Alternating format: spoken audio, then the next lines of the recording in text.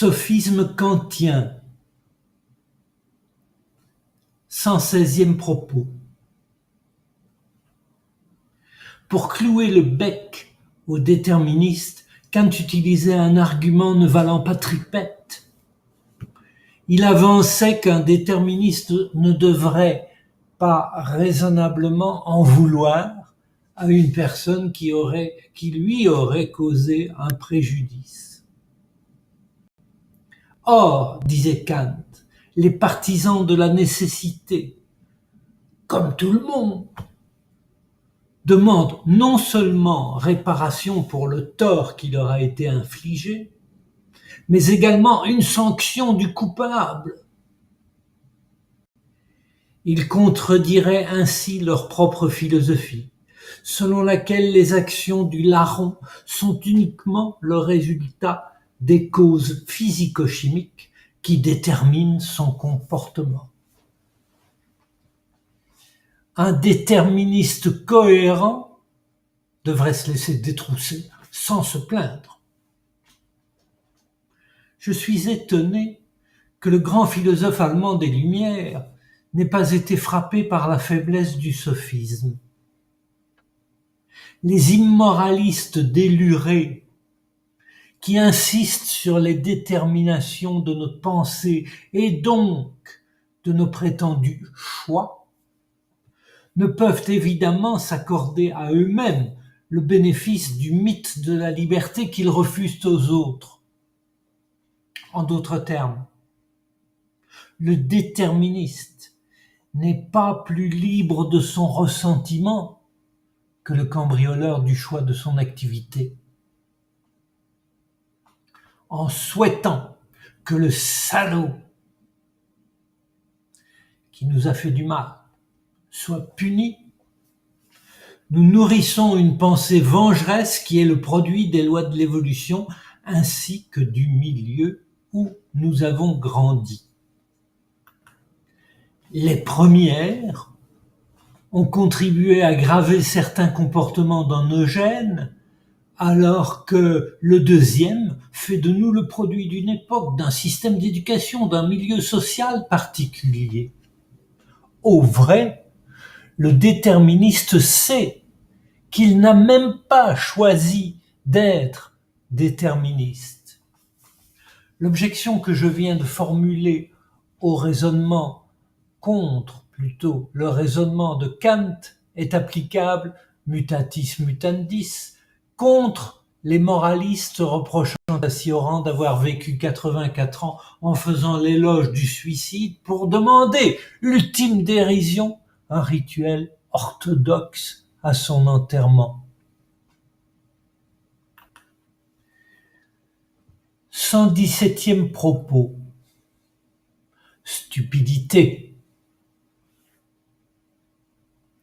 C'est par métonymie que nous estimons parfois qu'une conviction est stupide. L'étymologie stupidus égale immobile, pétrifié, hébété l'indique. Certes, une croyance peut être irrationnelle, incompatible avec certains faits, illogique, etc. Le qualificatif stupide ne peut, à proprement parler, être attribué qu'à des êtres vivants. Mais la langue évolue et le français applique désormais le terme désignant un être sot, inintelligent, bête, à l'objet de la conviction qu'il défend. La figure de style masque un argument fallacieux. En effet, lorsque nous proclamons la stupidité d'un acte de foi, nous suggérons immanquablement que celui qui y adhère est un faible d'esprit. Cependant, s'il est vrai que le sot accepte facilement les affirmations non fondées, il ne faut pas en conclure que celui qui s'est laissé persuader par une sottise devrait nécessairement être un idiot. Ainsi, Aristote était-il convaincu que des souris peuvent naître par génération spontanée dans les armoires. Et Descartes pensait qu'un animal, hurlant de douleur, était en tout semblable à un réveil matin, faisant du bruit en se fracassant sur le sol. Kant croyait que la masturbation était une faute tellement épouvantable qu'il convenait de ne pas même la nommer, et il la désignait par une périphrase: souillure de soi-même. Kurt Gödel, le plus génial logicien du XXe siècle, avait peur des fantômes qui, selon lui, peuplaient un petit bois que traversait le chemin conduisant des pavillons d'habitation aux salles de cours de Princeton. Lorsque Galilée proclamait qu'Aristote s'était trompé en écrivant que la vitesse de la chute d'un corps était proportionnelle à son poids, il s'exposait au quolibet de ses collègues à l'université de Pise. Comment ce Godluro peut-il critiquer Aristote?